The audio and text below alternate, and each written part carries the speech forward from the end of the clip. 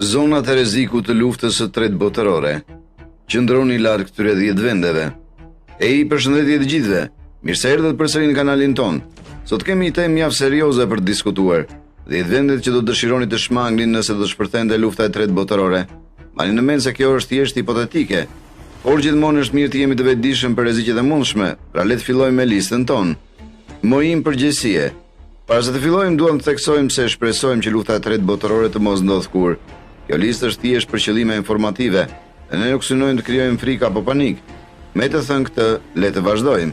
10 vendet kryesore që duhen shmangur gjatë luftës së tretë botërore. Numri 10. Turqia. Duke nisur numërimi mbrapsht, në vendin e 10 është Turqia. Pozicioni unik gjeografik i Turqisë, si urlise midis Evropës dhe Azisë, i ka dhënë asaj një vend të veçantë në listën tonë.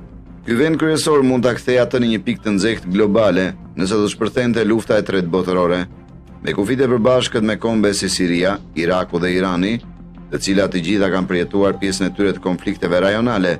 Turqia e gjen veten delikate në prag të pasigurisë. Numri 9. Kina. Duke u ngjitur në numrin 9, ne kemi Kinën, një nga kombet më të frikshme dhe më me ndikim në botë. Nuk është sekret se në rast të ndonjë konflikti të madh ndërkombëtar, Kina ka shumë të ngjarë të jetë në balë të veprimit. Të qenit i vendosur brenda një vendi me një rëndësi të tillë globale, mund të vijë me grupin e sfidave dhe pasigurive gjatë një lufte botërore. Numri 8. Korea e Jugut.